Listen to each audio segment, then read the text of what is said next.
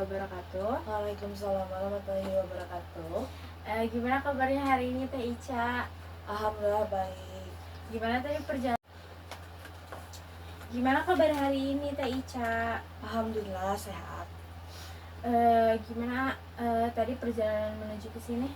Aman. Lancar. Nah, sebelumnya Teh Ica udah kenal sama saya apa belum? Belum. Oke. Izin memperkenalkan diri terlebih dahulu ya Teh Ica.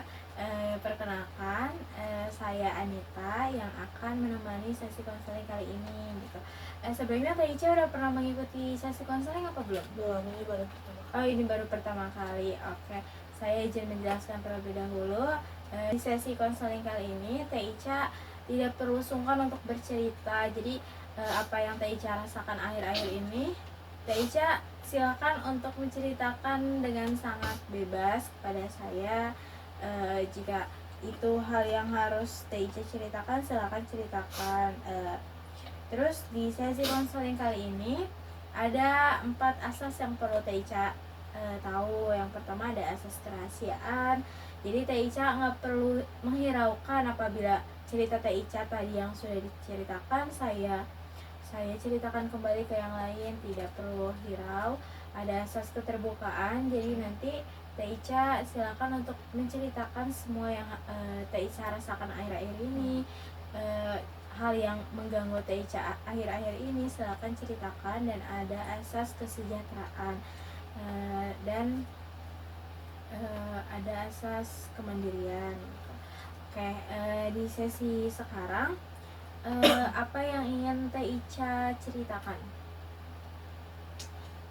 Saya mau menceritakan pusing banget dan sama skripsi aku ini. Oh, jadi Teh Ica yang saya rasakan akhir-akhir ini ditekankan oleh papa saya untuk lulus di semester sekarang. Oh, jadi Teh Ica merasa ada tekanan dari luar untuk menyelesaikan skripsi gitu. Untuk menyelesaikan skripsi. Oke. Apa yang Teh Ica rasakan ketika ada tekanan tersebut? Yang saya rasakan merasa terbebani, menjadi kepikiran apakah aku bisa ya buat mengerjakan ini dengan cepat gitu. Apakah saya bakal intinya apakah saya bisa untuk melakukan hal itu dengan cepat. Jadi Teh Ica merasa bahwa tekanan tersebut tuh membuat Teh Ica capek, overthinking. Apakah Teh Ica bisa mengerjakannya, bisa tepat waktu atau bagaimana? Itu membuat pikiran Teh Ica penuh dan overthinking akhir-akhir ini. Okay. Kalau misalnya Teh Ica sedang mengerjakan skripsi nih, biasanya ngapain aja agar Teh Ica bisa mengerjakan gitu? Yang agar saya bisa mengerjakan, yang pertama niat kali ya. Iya, niat. Nah, yang kedua, kalau lagi nggak mengerjakan skripsi, biasanya Teh Ica ngapain aja sehari-hari? Sehari-hari saya bangun tidur siang, sudah bangun bangun sejam 2 jam ke bawah untuk makan, dan lanjut tidur. Sudah itu main. Oh, jadi sehari-hari Teh Ica kalau lagi nggak ngerjain skripsi itu tidur, bangun, makan, tidur, lagi main gitu. Jadi karena mungkin Teh Ica merasa bahwa skripsi itu tuh membuat Teh Ica overthinking, jadi Teh Ica mencari kesibukan lain dengan cara tidur, main di luar gitu. Oke. Waktu Teh Ica merasa ada nggak sih titik dimana Teh Ica tuh merasa bahwa Teh Ica tuh harus mengerjakan skripsi gitu? Ada. Saat aku merasakan kalau kepikiran banget, baru aku ngerasa buat ngerjain dengan fokus. Tapi di hari-hari tertentu, aku lagi pengen ngerjain tuh hari itu, sehari nggak sampai sehari sih, paling 2 jam 3 jam udah kesananya main lagi. Tapi lamanya dimain sih, bukan di skripsian. Jadi dalam sehari mungkin kalau bisa dihitung berapa menit atau berapa jam Teh Ica mengerjakan skripsi? Kalau mengerjakan skripsi kayaknya bisa lah 3 sampai 4 jam. 3 sampai 4 jam Iya. itu bisa mengerjakan skripsi, dilanjut dengan main Iya. gitu. Oke. Nah, dari pertemuan kali ini apa hal kecil yang ingin Teh Ica capai? Oke, Teh Ica, tadi kan Teh Ica juga sudah menceritakan terkait kalau Teh Ica tuh dalam sehari bisa dibilang 2 sampai 3 jam untuk Iya, mengerjakan 3 sampai 4 ya. Oh, 3 sampai 4 jam, sorry. Iya. Nah, di pertemuan kali ini, dari pertemuan kali ini, setelah pertemuan kali ini, apa harapan kecil yang ingin Teh Ica capai gitu loh untuk kedepannya? Ya, harapannya aku bisa mengerjakan dengan cepat. Iya. Minimal aku bisa mengerjakan 1 sampai 3 bab aja dulu lah, karena pengen mengajar sempro ya. Oh, Ya, jadi pengen oke. sempro dulu lah biar tenang. Nanti kan kalau misalnya udah sempro, pasti kesananya prosesnya bakal lebih cepat dan lebih gampang mungkin ya, karena tahu siklusnya bagaimana bagaimana sidang gitu.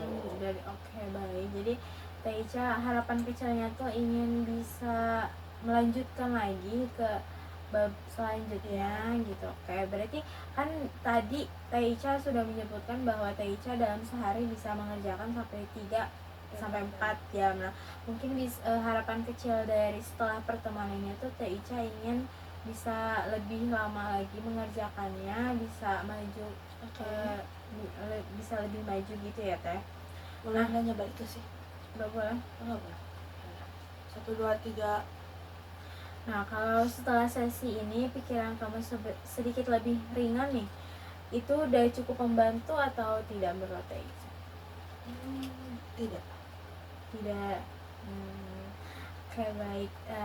Tadi kan setelah diceritakan kan Teh Ica terbebani dengan skripsi ini ya.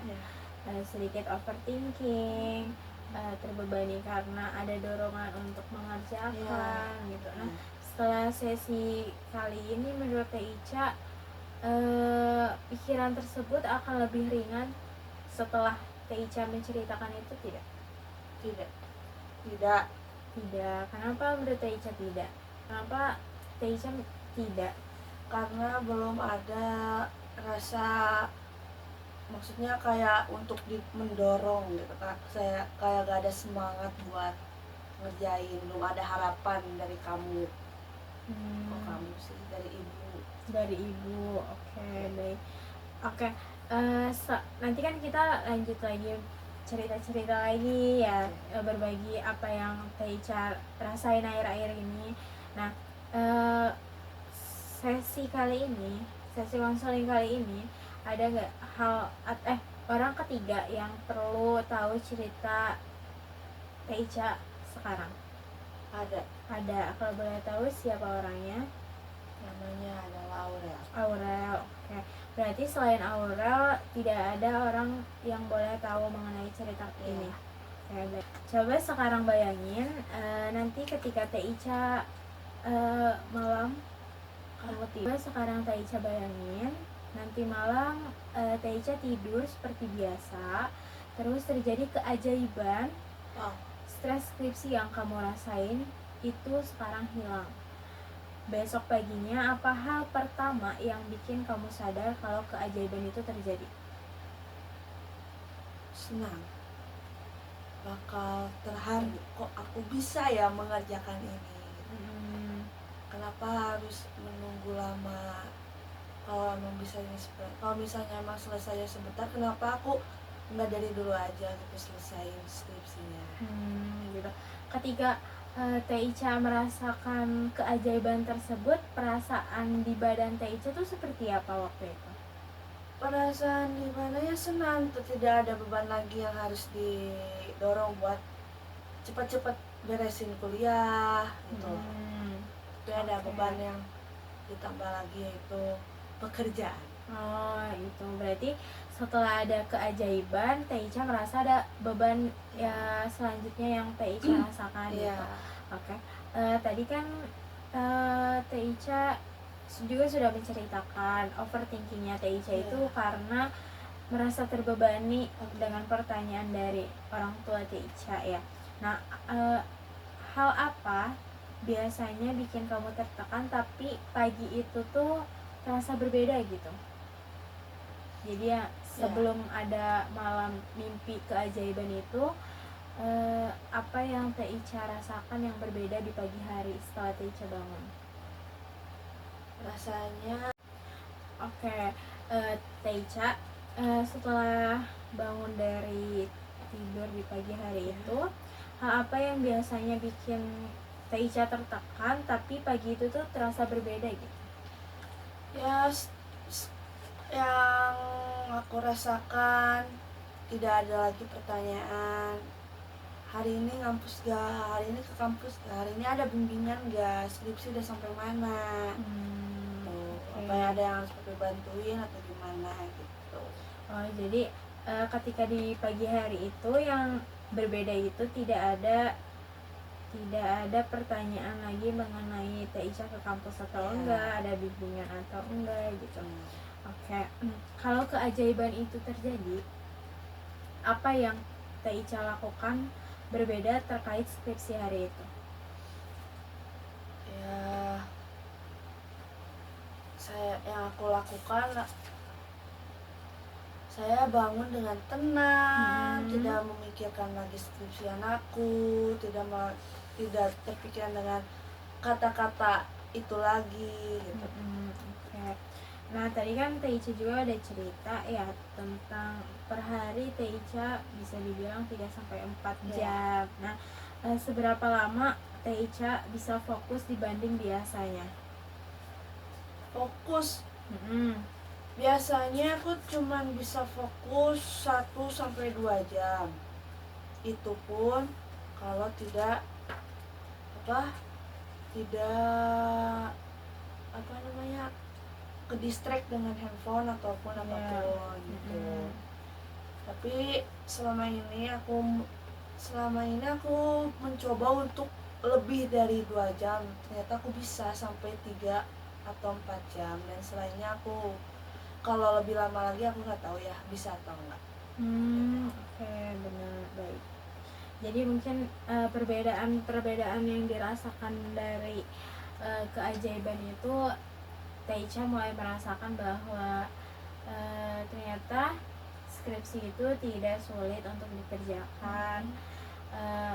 Orang yang pertama tahu bahwa Teh Ica mengalami perubahan itu siapa akhirnya? Orang-orang terdekat dulu. Orang-orang terdekat. Kalau boleh tahu siapa saja orang terdekat yang menurut Teh Ica? Keluarga dulu. Keluarga. Reaksi pertama yang dikeluarkan ketika Teh Ica menyentuh final itu tuh siapa? Reaksi pertama yang reaksi keluarga saat tahu Teh Ica tuh sudah sampai skripsian tuh siapa?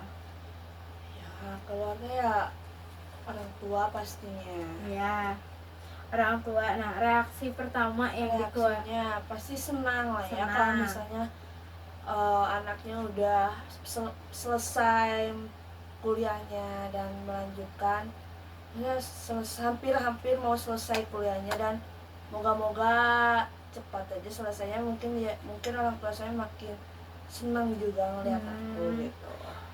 Iya, jadi reaksi yang dikeluarkan itu rasa senang, rasa bangga. Nah, apa yang mereka katakan pada diri Teh Ica ketika Teh Ica sudah beres melakukan skripsi?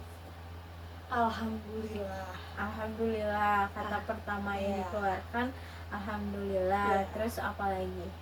Ya, alhamdulillah akhirnya kamu lulus juga.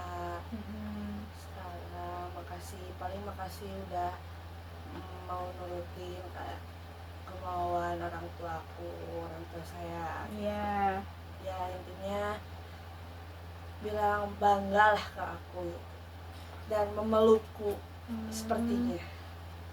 Jadi dari perkataan yang dilontarkan oleh Ya. keluarga Teh Ica itu rasa bangga, alhamdulillah karena sudah ada di titik sampai skripsi beres Teh Ica dan memeluk Teh Ica. Ya. Nah,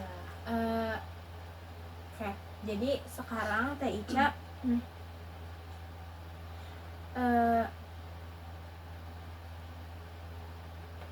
nah, menurut Teh Ica ada nggak sih keajaiban di masa lalu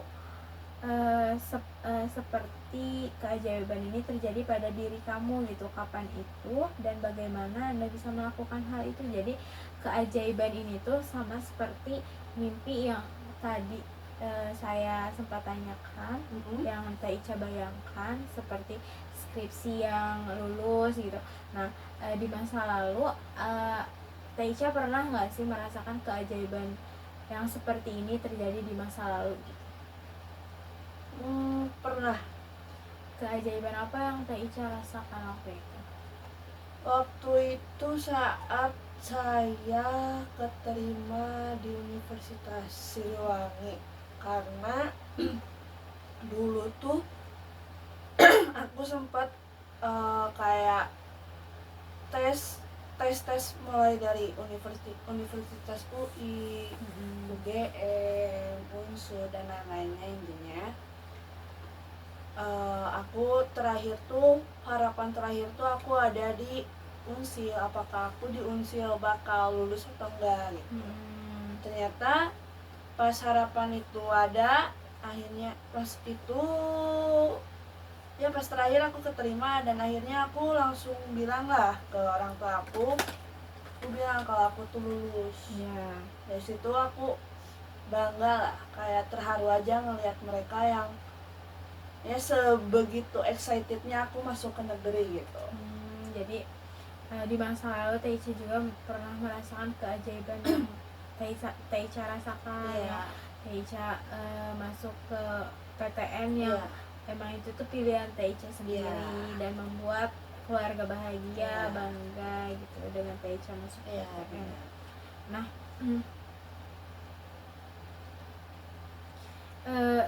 gimana cara Teh Ica bisa masuk ke PTN yang Teh Ica inginkan? Caranya? Iya, bagaimana gitu biar Teh Ica tuh bisa masuk ke PTN? Intinya yang pertama aku belajar yang semangat, yang sungguh-sungguh. Pulang sekolah aku les. Tiap hari seperti itu, tiap hari les. Intinya ya belajar, harus semangat belajar. Jadi untuk mencapai tujuan mimpi aku. Baik. Jadi Teh Ica tadi sudah menceritakan bahwa cara Teh Ica untuk masuk ke PTN yang Teh Ica inginkan itu, Teh Ica belajar bersungguh-sungguh dengan bantuan les dan kayak Teh Ica banyak-banyak belajar lagi di luar jam les dan sekolah gitu. Nah, setelah tadi Teh Ica menyatakan bahwa keajaiban yang terjadi di masa lalu itu, Teh Ica lolos di PTN yang Teh Ica inginkan dan membuat keluarga bahagia, bangga dengan melakukan Teh Ica itu belajar bersungguh-sungguh sampai Teh Ica mencapai mimpi yang Teh Ica inginkan, ya. Nah,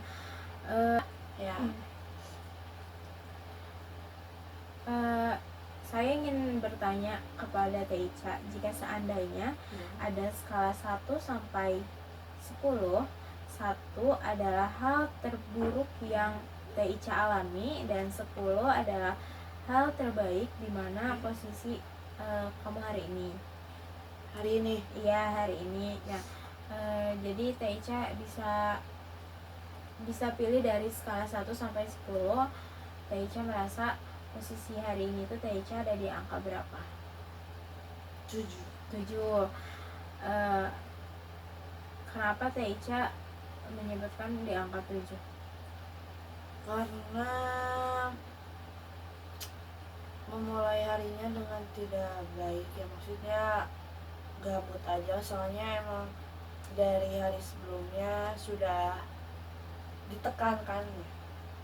Memilih angka 7?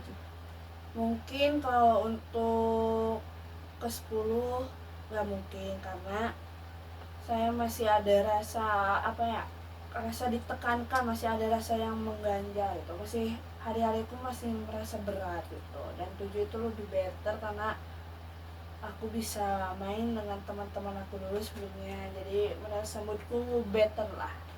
Jadi Teh Ica merasa di angka 7 itu Teh Ica masih ngerasa not good untuk Ya, hari ini. ya. Jadi ya untuk posisi hari ini Teh Ica ada di angka 7. Jadi tadi Teh Ica menyebutkan ada di angka 7 nih ya. Nah, apa yang Anda perlukan untuk maju maju ke poin selanjutnya? Maksudnya ke poin sampai menuju ke angka 10 gitu. Iya. Oke.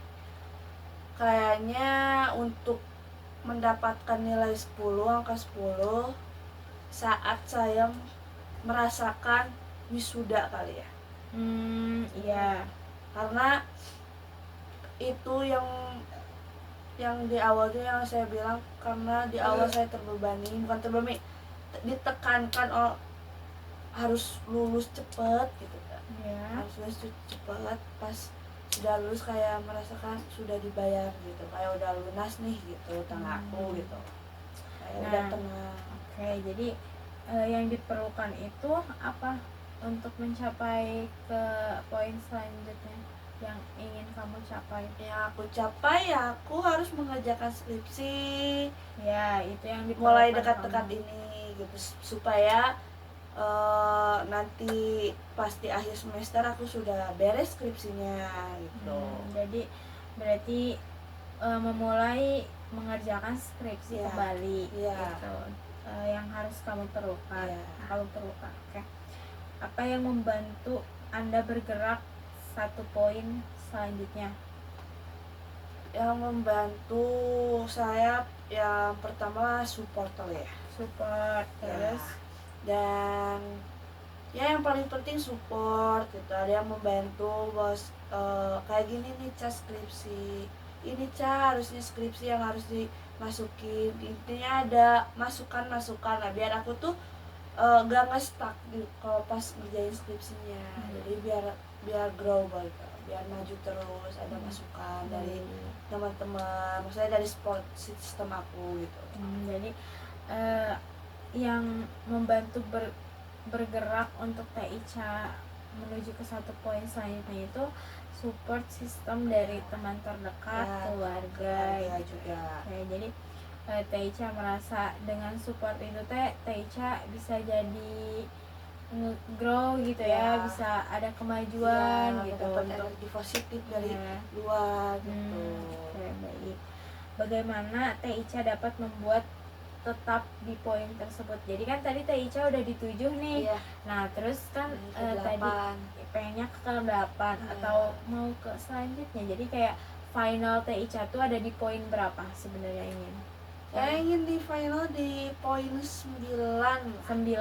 Nah, bagaimana agar Teh Ica tuh tetap di poin 9 gitu loh. Jadi nggak turun ke 7 lagi atau ke 8 gitu. Ya itu support pertamanya, dan aku juga harus fokus ya ngerjain skripsinya, nggak males-malesan untuk ke kampus gitu buat bimbingan, buat revisian gitu. Intinya aku harus semangat ngerjain skripsinya.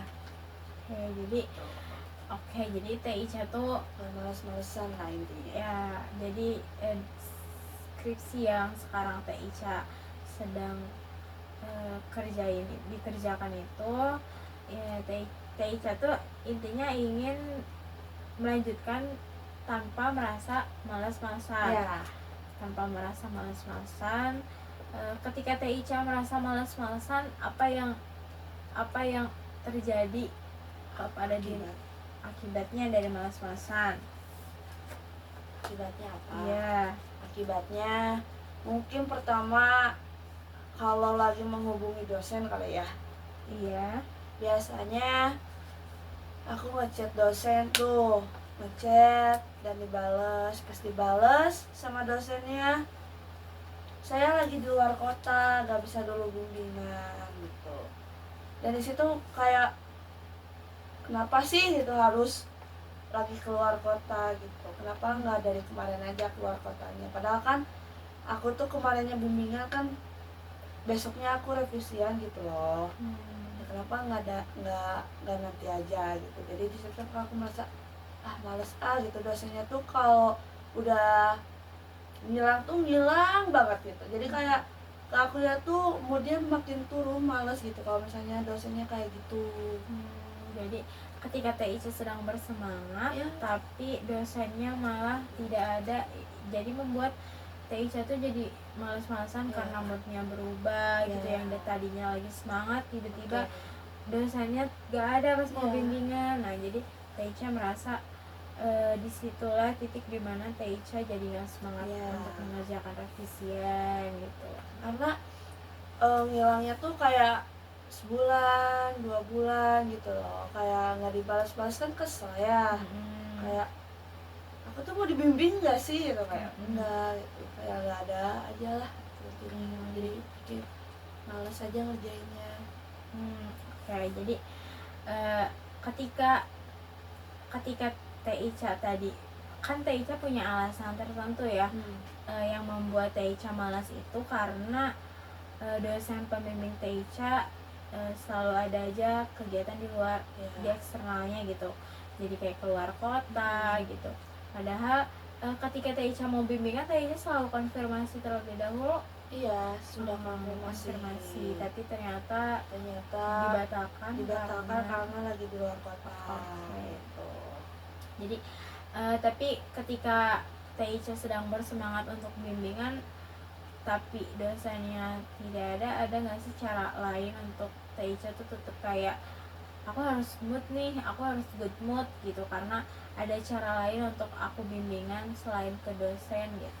Oh iya, kalau untuk mencari balikin lagi mood itu biasanya aku suka main buat menghilangkan, kayak nongkrong, terus makan bareng sama teman-teman. Intinya berbagi cerita lah, ketawa-ketawa sama teman-teman gitu. Dan itu membuat aku moodnya balik lagi lah, jadi yang tadinya kesel jadi biasa aja gitu.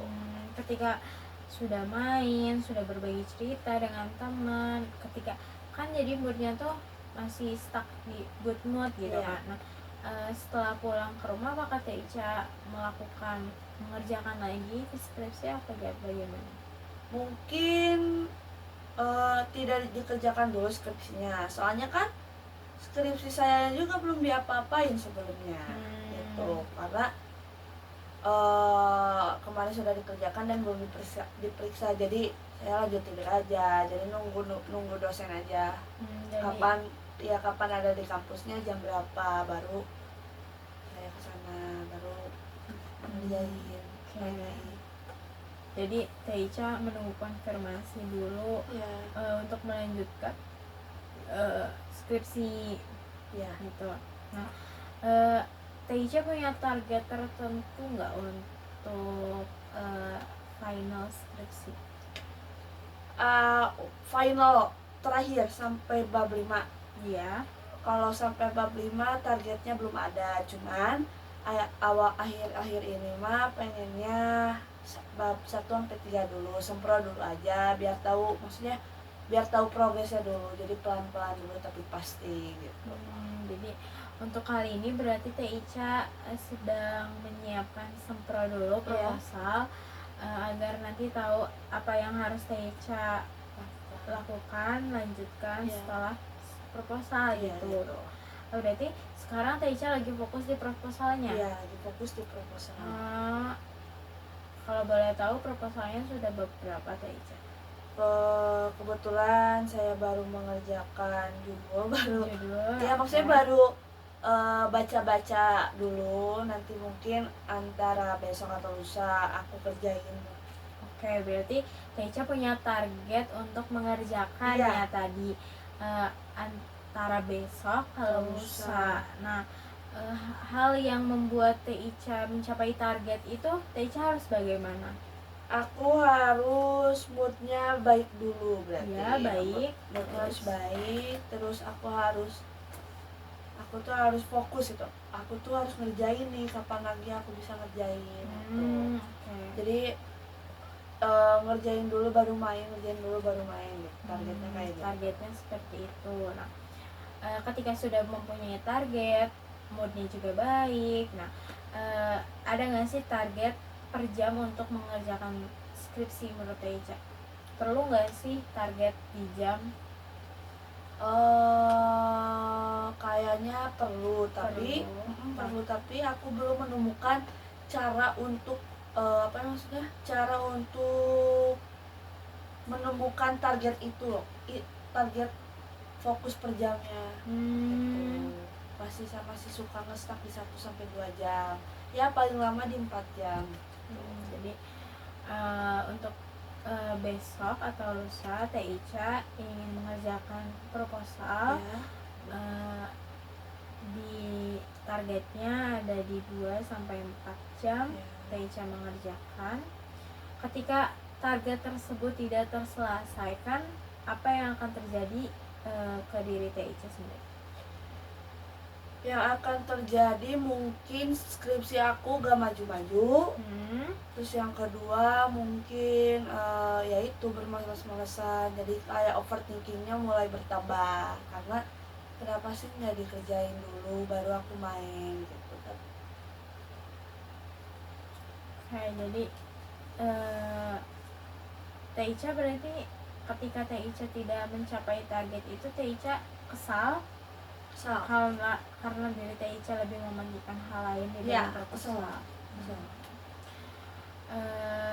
Apa sih menurut Teh Ica nih, ketika hal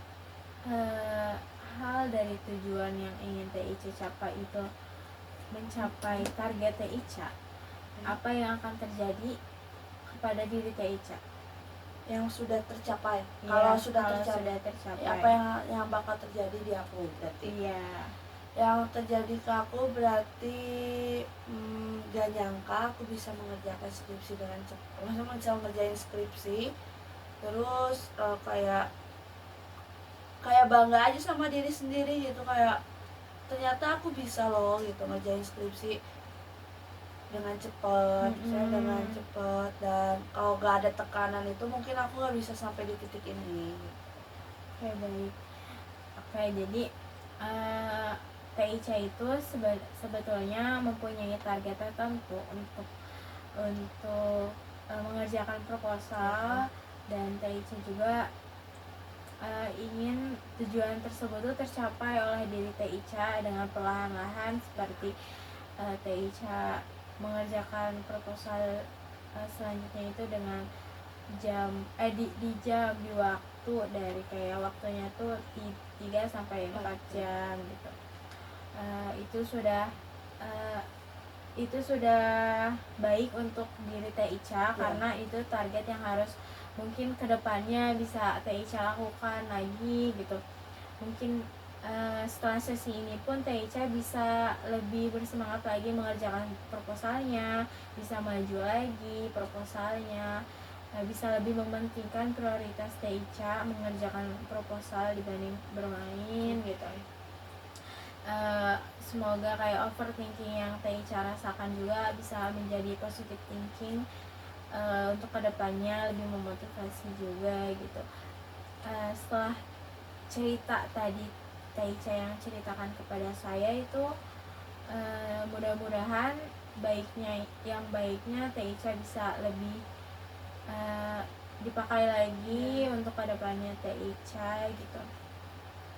Nah, dari Teh Ica nih, setelah mengikuti sesi kali ini, apa yang Teh Ica rasakan dan perubahan apa yang harus Teh Ica lakukan ke depannya?